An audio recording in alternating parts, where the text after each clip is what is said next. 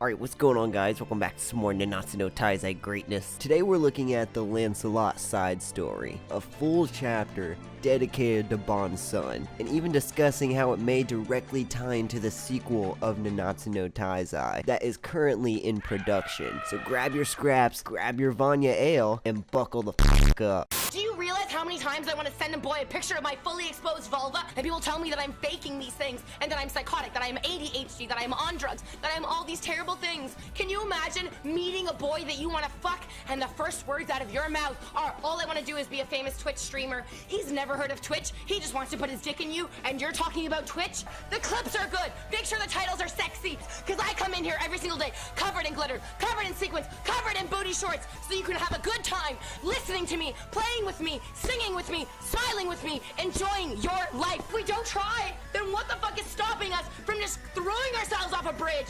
About 11 years since the defeat of the Demon King, Bon and Elaine ruled their own fairy country known as Benwick, which Nakaba named after the country ruled by King Bon of Arthurian legend. In Nanatsu no Taizai, Benwick is the only fairy country that allows commerce with humans. The chapter starts with a shady merchant trading junk to fairies, promoting it as rare items from the human world. But fairies are very naive, so they're more than ready to trade over valuable resources from the forest. Then enters Lancelot, who the merchant thinks is a young girl. What is Nakaba doing with the next generation? And why do they all look like cute lowly traps? What are you doing, Nakaba, and why do I like it?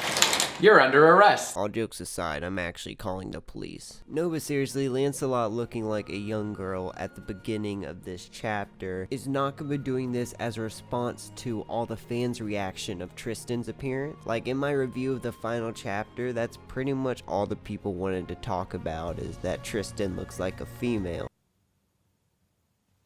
Okay. Lancelot, who acts interested in the merchant's items, is then lured away, and the man uses it as an opportunity to try and kidnap Lancelot, because a fairy that looks like a human girl could be sold at a high price. But Lancelot is pretty strong for his age already, delivering a powerful blow to the gut of the merchant. Lance tells him that if he comes back to sell some trash, he'd kill him, and launching him several meters with a kick. As Lance walks away, he tells the merchant that he's not a young girl, which the man was only thinking about Lancelot and never said out loud, revealing that Lance possesses Elaine's ability to hear the voice of people's hearts, allowing him to read their thoughts and memories. Lance continues his patrol, having many positive interactions with the fairies of Benwick, but in their thoughts, which Lance can hear, they all kind of dislike him, thinking Lance has become weird since he visited Leones, that he's become hard to hang out with. And despite knowing how people really feel about him, Lance maintains a cheery demeanor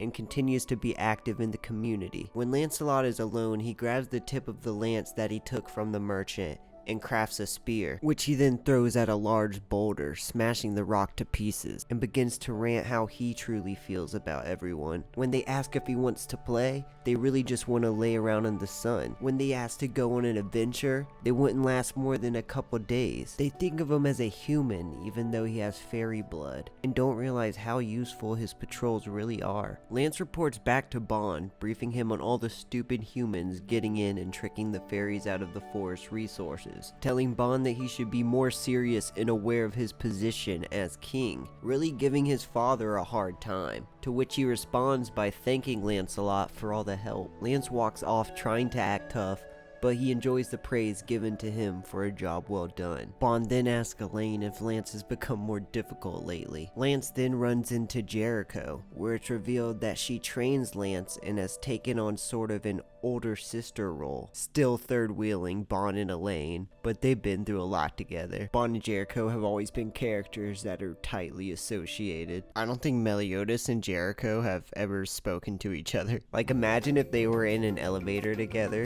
What would they have to talk about besides Bon? Sounds awkward to me. Jericho asks to see Lance's scar. Pushing back his hair to show her, Jericho thinks to herself that Lance does look like a little girl, which Lance of course is able to hear.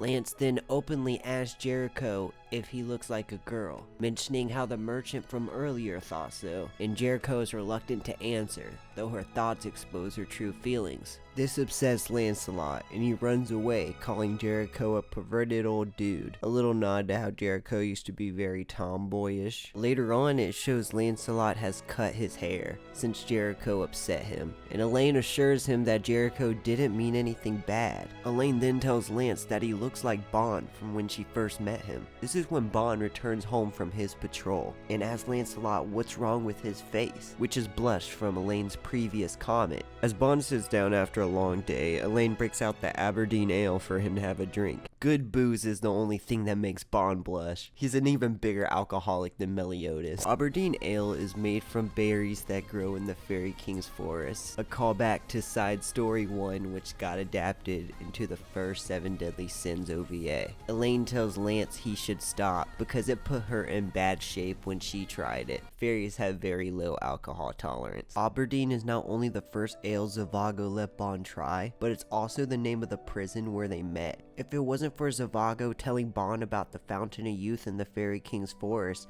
he never would have met Elaine or had Lancelot. Bond pours him a sip, and Lance asks about that voice he hears in Bond's heart, which is Zhivago, and everything that he taught him, from the taste of booze, how to apologize to a friend, how to live alone, and the warmth and love of humans.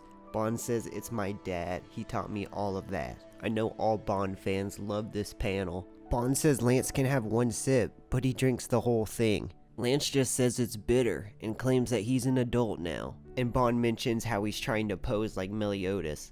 That's why I love Nestle Crunch.